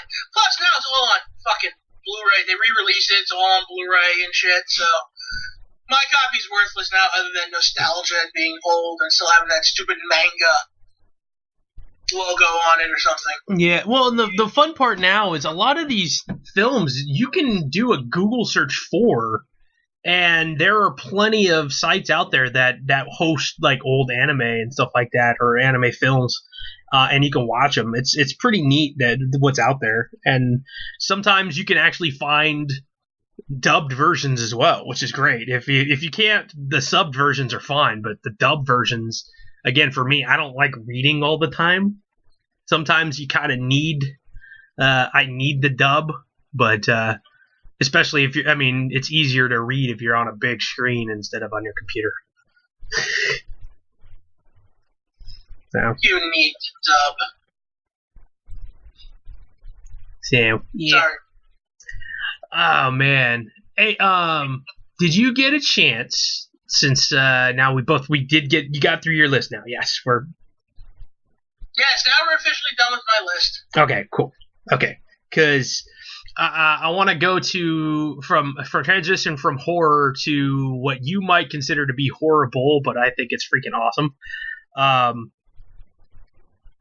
The the Great War in Impact Wrestling between the Hardys and Decay this past weekend. Alright, I'm going to be logging us down. Oh, man. I told you you'd say it was horrible. Did you even I couldn't even get past the stupid introduction. Oh, man. Like, once Jeff Hardy started singing, I turned the fucking thing off.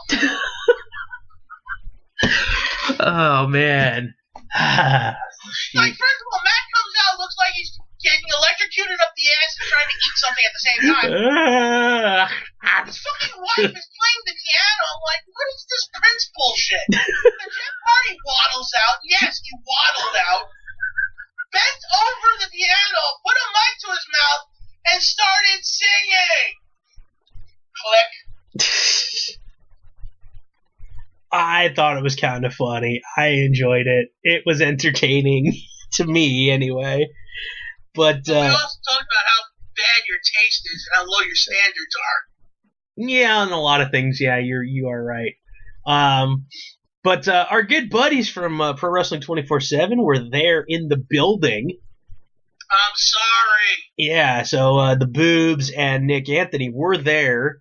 They got a chance to actually broadcast backstage from the venue, and they got a chance to actually talk with Billy Corgan. Oh, that's cool. So make sure you... Can I use it for the show? Yeah, oh yeah, they played it live, and if you guys want to, after you listen to this, head on over to them, ProWrestling247.com. .net or pw247.com.net. It's like, it all takes you to the same place. But they got to talk to Billy Corgan. I believe they got to talk to Trevor Lee. They tried to get Grado, but he was playing like grab ass with some people, so they couldn't actually get him on air. It was kind of funny. He was like running around backstage, and Harry was telling me he was playing grab ass with people. And then Nick, I think, got to talk with Awesome Kong. So I thought that was pretty cool for them to be able to get to go and to be invited to be backstage and everything. That's pretty awesome for them. So more power to them, dude. And the Poobs was a little pissed because he loves Awesome Kong. And he was pissed because he was out trying to go get Billy Corgan and some of the other people, and Kong happened to walk by where Nick was stationed at. He said, "Hey, come on over," and whatnot. So yeah, so Harry was a little upset that he didn't get to talk to Kong, but too bad he didn't get Tyrus on the show. Yeah, that would have been fun. He hasn't been on TV much lately. Every now and again, yeah. I mean, he was at Bound for Glory. He was in the Bound for Gold match. That, you know what? I'm excited. In the Bound for Gold match, it's basically a battle royal. Well, they call it a gauntlet match, but it's basically like their version of a mini Royal Rumble kind of thing. And he gets tossed out. One guy gets tossed out over the top rope and then ends up hanging from the bottom rope by his feet. And people forget that he's there.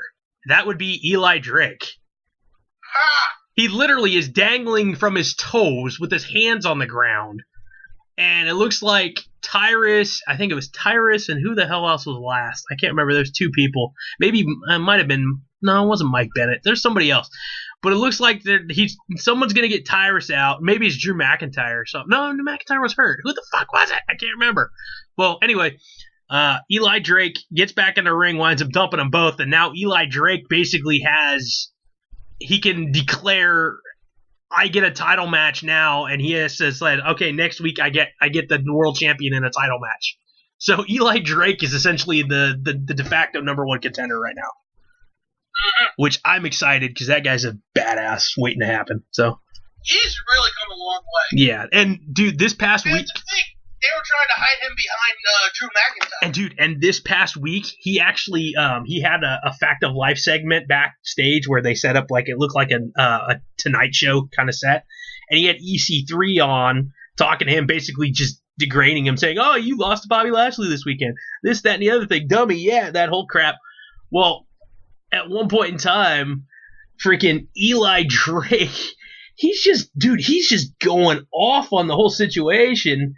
And like, oh, well, you couldn't handle it. You couldn't do this, that, and the other thing. And you've been handed everything that you had. I had to scratch and claw my way up. They hit me, this exactly was almost the same words that you said. They hit me behind Drew Galloway and his jacked up accent and some guy named Micah who isn't even here anymore. Seriously. So it was hilarious, dude. Just exactly what you said. He said on Thursday. It was awesome. I was so happy. But so that now, was absolutely true because the first time he spoke, we both just went, "He's a star." Yeah, exactly. And we talked about it on the show that very week. Yeah, so yeah, it looks like they're gonna have a big rivalry between EC3 and Eli Drake, which can only do wonders for Eli Drake's career.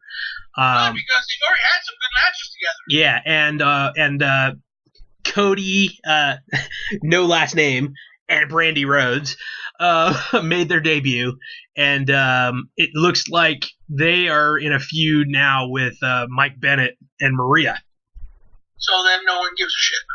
Well, I give a shit only because I want to see Cody freaking put his foot down his throat. So Bennett's just a loudmouth, and he's like one of the more over heels in the company right now. So, well, he's a guy that's made it on character. Yeah, exactly. You know, that's how it's always going to be for Mike Bennett because the dude can't wrestle for shit. He's getting better, but not fast enough. Not fast enough. What do you mean fast enough? The dude's been in the business for like half a decade now. Yeah. To each their own. Hi, I'm comfortable here. I'm getting paid to talk. No one really gives a shit if I can wrestle or not. Well, that just means he's never going to make it to WWE, so. I don't know. They hired a lot of guys that did that only too. Yeah, but it's also not the late 80s, early 90s. I don't know. I can still see WWE hiring him. Yeah. And then at least trying to work his ass off at the performance center to get it better. Yeah, that would be fun. I don't know if he'd be willing to work, though. That's the only thing. And he won't keep his job long, unlike guys like, Bobby Roode, who's happy to do what he's going to do and make some money. Exactly. And then also, too, it's all I can say is it's about damn time. This past Thursday, they had all the champions defend their belts, and every single champion defended the belt successfully except for the World Heavyweight Champion. Bobby Lashley fucking lost. He got to pick his opponent, and he lost. Oh, so that's why he wrestled Eddie Edwards. He thought it was going to be an easy fucking match. And Eddie Edwards did what Eddie Edwards does best. Fucking wrestle. Boston Knee Party caught Lashley in the face. 1, 2, 3. And that was it. Eddie Edwards is the new World Heavyweight Champion. See, my only problem with this is the inconsistent booking of TNA. Yeah, that's how sometimes it gets. I mean, he and Eddie Edwards... Wasn't he just 3 months... I just want to say, wasn't he just like 3 months ago TNA's X Division champion? Well, see, what they... He was just going for that weird, pure title that they have. Yeah, he was, but here's what happened. They the X Division thing happened, and they did Option C. Remember how Austin Aries created Option C so he gets a chance to go for the world title? Well, what Eddie Edwards did was he said, you know what? Let's do Option C. Let's go. And Bobby Lashley says, no, you know what? Let's put it all on the line. Let's put everything out there. If I win, I get both titles. If you win, you get both titles. instead of having to just give up the X Division title and just say, okay, cool. So they did title for title. Well, Bobby Lashley winds up winning that, and then Bobby Lashley went and won basically Bobby Lashley at one point in time had every belt and said, forget it. Like, I'm giving them all. He gives them all up except for the one that matters, which is the World Heavyweight title. But devalues your title. Yeah, basically. And then in that time span, Eddie Edwards was in the Grand Champion Tournament, which is this 3-round British-style wrestling thing that he lost to Galloway in a split decision, and then Galloway got hurt. Galloway didn't get medically cleared for Bound for Glory, and Galloway was supposed to go up against Aaron Rex in the finals of that tournament. So since Edwards lost to Galloway, they threw him in that match, and he almost won that match too against Aaron Rex. And then they had this thing where all the champions are going to defend, but Billy Corgan said, you're going to get your choice of 3 people. Moose, EC3, or Eddie Edwards. And Bobby Lashley, being the smartass that he is, thinks Eddie Edwards is the easy choice out of it, and it fucking bit him in the ass. Oh, good. You know how long I've been touting Eddie Edwards. Yeah, and you know what? I have a feeling they're doing this only because I think Bobby Lashley's going to be fighting again soon in MMA. So if that's the case, they take the belt off of him now. Next week, he gets his rematch clause. Then he's off TV for a while. So maybe that's how it's going to be, because right now they had to delay tapings because this past week was supposed to be all the tapings for the week, but because of the hurricane, they're postponing everything till Sunday, I believe. Yeah, so, I think they're doing one taping tonight, so they might have done a taping tonight. Yeah, tonight or tomorrow, something like that. That was one of the original plans. Like, they're like, Friday, cancel. And this is what Tyrus put on Instagram. Yeah. Was that tonight, 7 o'clock or 8 o'clock, somewhere around there, or 6 o'clock. Tomorrow they're doing a taping at 1 at 7. Yeah, so I think that's pretty cool that they're still doing it. I mean, God forbid anything bad happens, and hopefully everybody over there is. I mean, I don't think it really made too much in the way of landfall, that hurricane. Thoughts and prayers go out to the people of Haiti and the Caribbean nations that got hit by it, but Florida really didn't get the brunt. People definitely got damaged and people died. So yeah, the Florida didn't get hit nearly as bad as everybody thought it was going to hit. But it still got hit bad, where 4 or 5 people are dead in America from this storm. So yeah, thoughts and prayers out to everybody. Definitely. But so yeah, man, TNA, with all the problems and all the shit going on backstage and the talks of selling and whatever,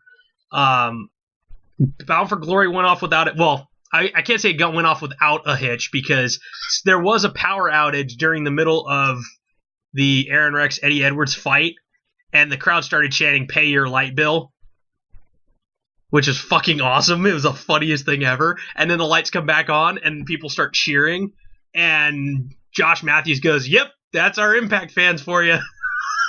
Like, literally on commentary. Yeah, that's our fans. We love them. I hate Josh Matthews. Yeah, some people. He's one of the reasons why I can't watch TNA in general. Yeah, he's just different days he bothers me, and some days it's like, whatever. It's a commentator. Oh God, him and Pope are just horrible together. I would love to see Jeremy Borash consistently on the play-by-play. He's better, I think, than Josh is, but I mean, it's just, when it comes down to it, I know you can watch a match without commentary, and sometimes it's not as good. Because but you still have to have good commentary. Well, good commentary makes a bad match decent, and it makes a good match even better, I think. But still, you can watch a good match without commentary, and it's still good. But yeah, there's plenty of matches that I've watched that have had no commentary, and have been amazing to watch. Yeah. But anytime I sit through TNA, I physically can't. Yeah, it hurts. It'd be different if there was. Again, I mean, you learn to appreciate Mike Tenay. I don't even want. No, not really. I mean, that's no. I couldn't even do Mike Tenay again. I would need someone completely different. I would need 2 new. And shit, I didn't even take Dave Prazak. That's a name I haven't thought of in a while. What about Joey Styles? Joey Styles is a free agent now. Joey Styles Styles does it by himself. I don't want Joey Styles to have someone to work with. What if, okay, random thought, if TNA could swing it, if they have the money and all the stuff in the future, do you think that they can mend fences with Taz to be on commentary with Joey Styles? I wouldn't mind that. I think that would be funny. I think that would be... I don't think it would be great, because Taz hasn't been great for a long time. It's just, Taz is just funny because he's so dopey when it comes to calling stuff, and he goes, wait, did I meant to say that, oh, yeah, whatever. Tazisms. So, I don't know. But, yeah, so TNA is still alive, at least for now. The rumor going around now, I guess they've been posting stuff on the dirt sheets that actually... Let me pull it up real quick here, because I saw some. Plain and simple, Vince and company want to buy the backlog. Yeah, well, there's more to it now from hang on, wrestling. There we go. Okay, let me see. Find. So there, basically, what you're getting at is the whole idea of WWE wants to buy TNA, wants to buy the catalog. And yet, Billy Corgan supposedly now is going to own TNA and rebrand it here in the near future. That's what it is. The main thing here is what's coming out on the dirt sheets, according, again, Wrestling Observer, so take with a grain of salt. Again, take with a grain of salt, because the Observer is Meltzer. WWE is now doing market research regarding adding possibly a tier-based system for the WWE Network, which means it would have tier-based pricing and extra access to different things. And so they'd have a free tier, which is 5-minute video clips, and you can watch up to 5 hours total free per month. But you could get the live stream stuff, but you couldn't get pay-per-views and a lot of the live things on a weekly basis like NXT. You have another paid tier, which is $4.99 a month, where you get the big 4 pay-per-views, and that's basically it. That's not bad, though. You get a $9.99 tier, which is basically what you have right now. You get limited commercials and basically what you get now. Now here's the kicker. The last tier that they're toying with for $14.99, no commercials, period. You get early ticket access to events and offline content downloads and like online group chats and stuff, second screen things, like you know how the Walking Dead does during the second screen stuff. But here's the fun part. Footage of other promotions, including, and they mentioned apparently in this little marketing thing that they're looking into, TNA, Ring of Honor, and then all the Evolve stuff.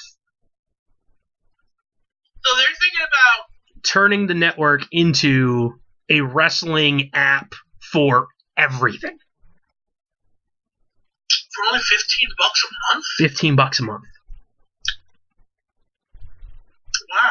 And I'm assuming there might be a little bit more, because I'm assuming this is going for back catalog stuff, not like if like Evolve and WWN, whatever the website, the iPay-per-view website, works in conjunction with them. I would assume that they might even do a secondary tier in addition, like a $14.99 plus an extra so it'd be maybe $20, $19.99, and you get all these extra stuff that like Evolve live shows or something.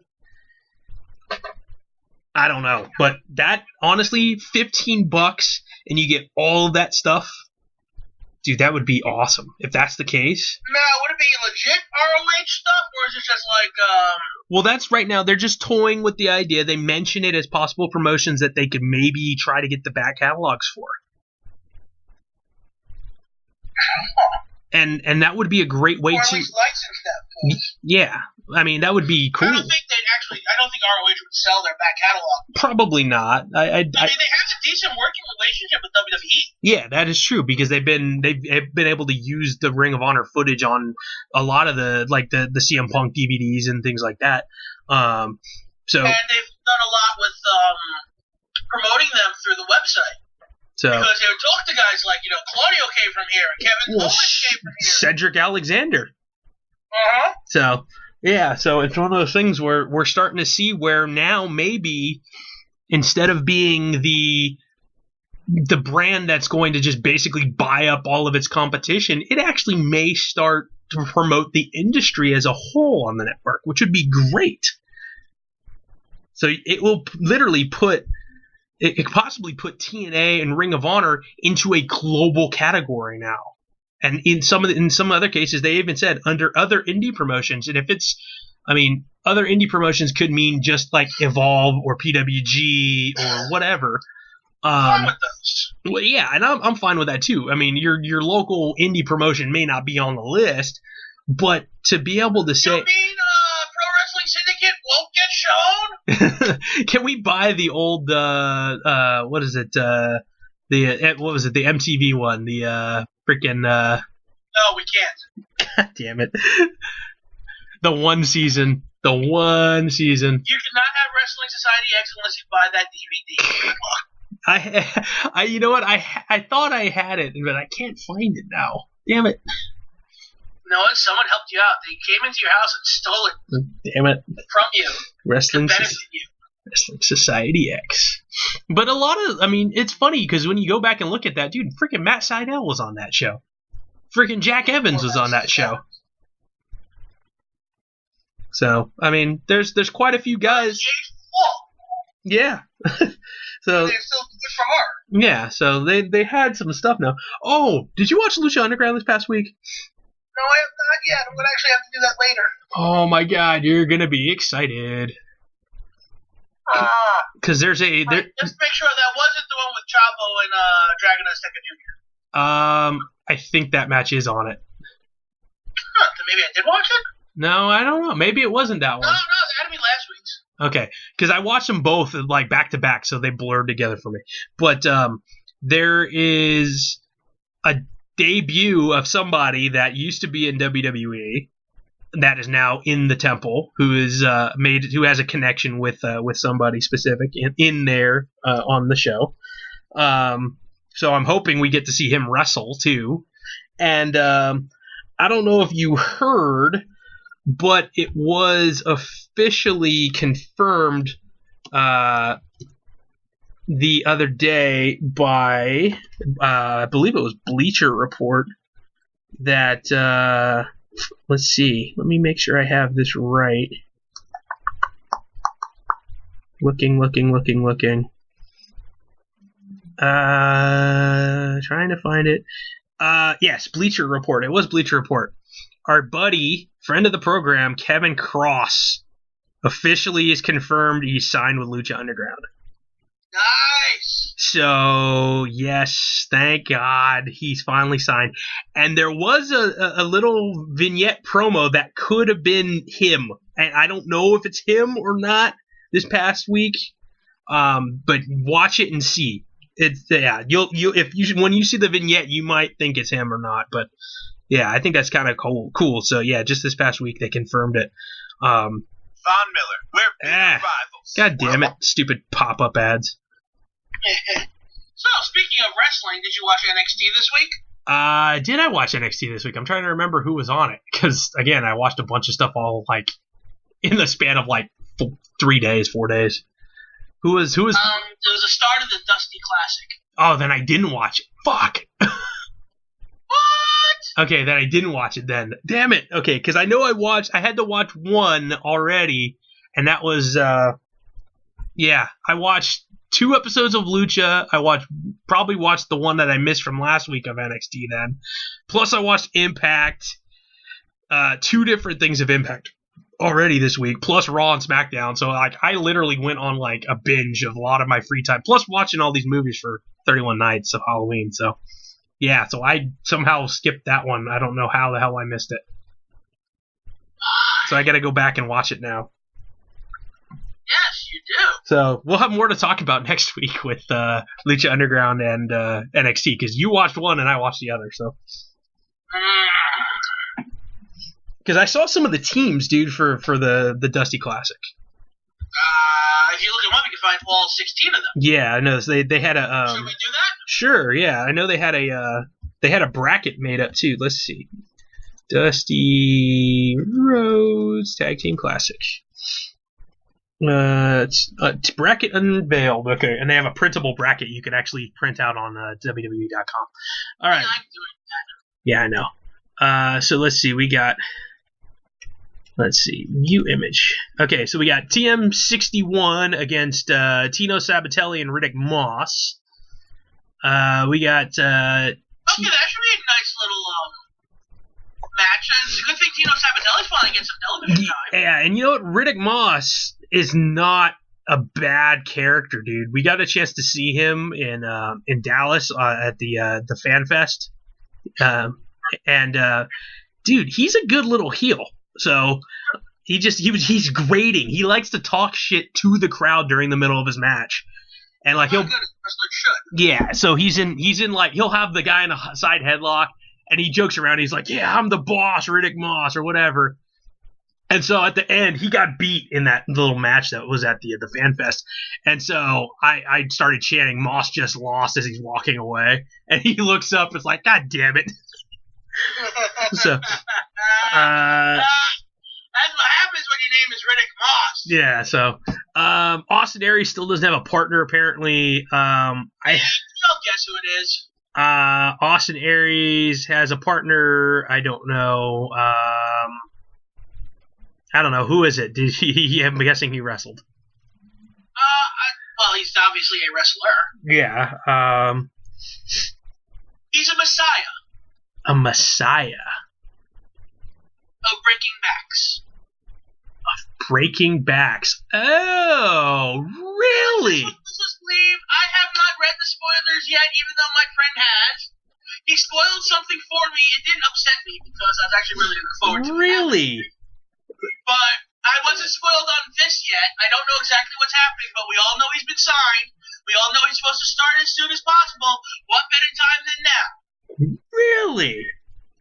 Yeah, that's what at least I believe it's going to happen like that. I'd be disappointed if we don't get Generation Next back, honestly.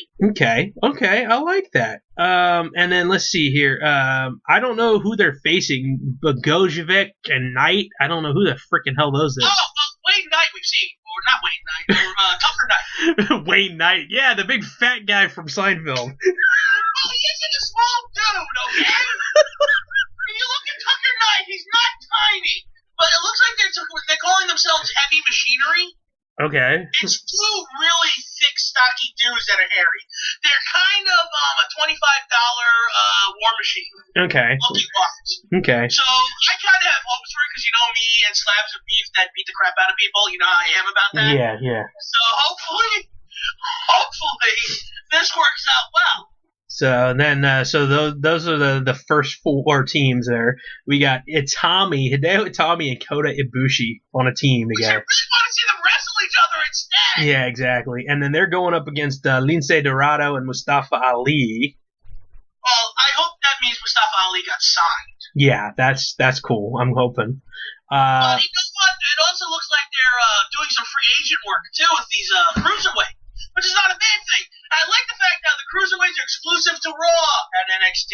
Yeah. Next team matchup we have is Gloriously Perfect.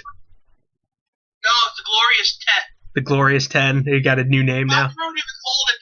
The promo that they had was kind of, Bobby Roode is interrupting. He's constantly showboating. He's promoting the shit out of it. You know this team's not going to last. Yeah. I can't wait because hopefully this means that they're going to use this to put over Ty Dillinger because he needs it. Exactly. Yeah, no, it makes sense. He needs to get one big win to establish him as that good. Because we all know it. We all see it. We all watch it on a regular basis. We all feel he has the talent. Yeah, I just super kick Stan. Sorry. I love Now, you know what? The dude's been in and out of the company for a long time. it. Exactly. Okay? This is actually his second stint with the company. His first stint, he was Sean something or other, failed miserably. Sean / Gavin Spears. Yes, that guy. Yeah. You know? And they're supposed to be going against Sanity, which is, you've seen the vignettes over the time span, which we really don't officially know who it is unless you're reading spoilers and stuff. Well, we know someone who's in it. We do have a feeling one of them is probably Eric Young. Yes, I think we all can agree that most likely it's the big game hunter. Yeah, so we shall see of that. Next, the bottom half of the bracket starts out with the Authors of Pain taking on the Bollywood Boys. Look, I know this is kind of a spoiler for you, but I'm sure this isn't the spoiler. The Bollywood Boys died. Yeah, I kind of had a feeling that was going to happen anyway. They died violently, and I loved every minute of it because, oddly enough, I posted a picture online of on Instagram of my favorite tag team, and it just happens to be the Revival. Yes. And they're my choice to win. But someone actually countered me and said, man, the Authors of Pain are the best team right now. First of all, that just makes me feel good. That's somebody. I'm not the only guy that is high on them as I am. You know? Yeah, they're going to be a team to reckon with. I don't know if they're going to be the team that's going to get moved up anytime soon, but they don't need to be moved up anytime soon. They need to be down there to establish themselves and maybe get a run with the NXT tag team title. They can be like what the Ascension was in the early days of NXT. I'm kind of thinking like Legion of Doom. Yeah. And yes, it does happen to be because Ellering is with them. Yeah, it's kind of. I have a feeling they're just going to be that beat stick when it comes to it, you know? Yeah. And on the other side of that part of the bracket, we have Rich Swann and No Way Jose. Which had a great promo leading up to why they were tag teaming, and it kind of makes sense. And they're going up against the couple of the cruiserweights there in your boy Tony Nese and Drew Gulak. Oh, God, that's going to be a fun match. Oh, my God, dude, yeah, that's going to be cool. It's going to be interesting. You got 3 cruiserweights in there, and No Way Jose, who is, like, jokingly 6'3", 6'6" with the hair. Yeah. Nice. I didn't make that up. Yeah, no. That's probably something. Rich Swann. Nice. That sounds like something straight out of Space Jam. He's 3'9", 4 feet if you count the ears, or Bugs Bunny or whatever. Yeah. It's just like, damn. It's like, how's Jose gonna like these guys are just gonna go at it. Tony Nese is scary strong, and Gulak can wrap you up in a pretzel. But Jose is a pretty big dude. I wonder if they're going to play that off as a storyline for that, and I would be very happy with it. Maybe. I also like seeing more Tony Nese and Drew Gulak. So. Yeah. And then in the bottom portion of that bracket, the Revival, they're going to be in it. They're the champions. They can't lose their titles during this thing, but they're going against Cien Almas and Cedric Alexander. That was the main event for this week's NXT. Yeah, so there's that. And something I really wanted to happen happened in that match. Nice. And then the rounding out the bracket, Gargano and Ciampa, Team DIY, going up against Ho Ho Lun. And this is a name I don't recognize because it says Wong, and I'm guessing this is the guy they just signed from China. Wong Bing? Yeah, I'm guessing that's the guy. Yeah, that's one of the guys they signed from China recently. Okay. And Ho Lun, I think, is there to help translate for the time being. Yeah, that works. I'd rather it be Jason Lee because Jason Lee was actually talented and entertaining. He was a little bit better than Ho Ho Lun, yeah. A little. A lot better. Ho Ho Lun trained him, and yet somehow Jason Lee's better than him. Much better. So. But it'll be interesting to see these rookies go into it. You know they're not going to do anything against DIY. Yeah, no way. I'm looking at the bracket going, in all honesty, the finals could end up being TM61 and the Revival. And again, I didn't watch it, so. Or it could end up being DIY and the Authors of Pain. Or even better, the Revival and the Authors of Pain.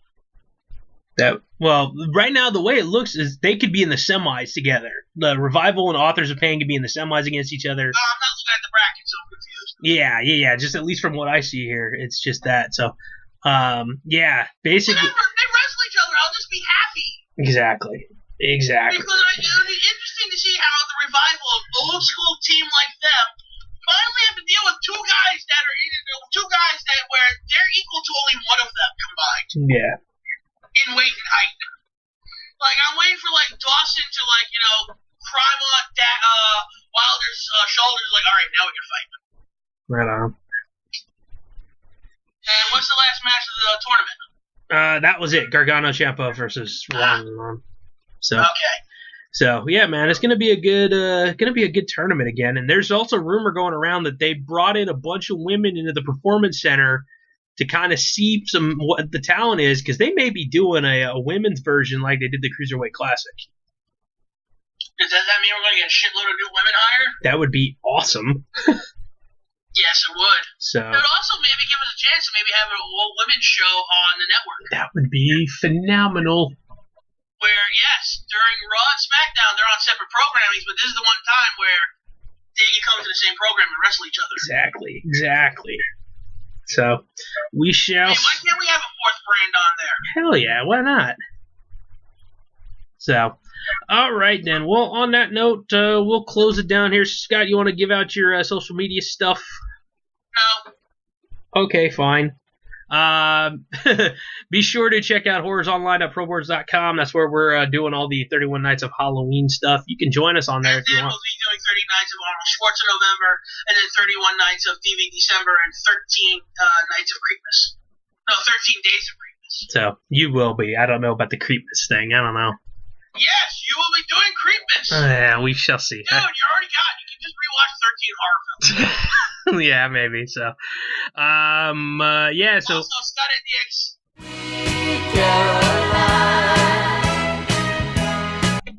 Edit that out! Okay. Wait a minute. Alright. Well, yeah, so, Scott NDX... Technical difficulties again, folks. Alright, so, yeah, horrorsonline.proboards.com for all the movie stuff. Scott NDX on Instagram. You can find Gorilla Blood Radio on Instagram as well. Plus, you're listening to us on YouTube, so hit that subscribe button, like us, comment, all that kind of stuff you want to. I know you do. But, yeah, so I think we're going to call that a night, and, yeah. Anything else to say, Scott? Oh, I fucked up. Yeah, it's all good. Don't worry about it. All right. Good night, everybody. Thank you for listening to Gorilla Blood for Scott NDX out in New York City. I'm Daniel Correa. We'll see you next time. Bye.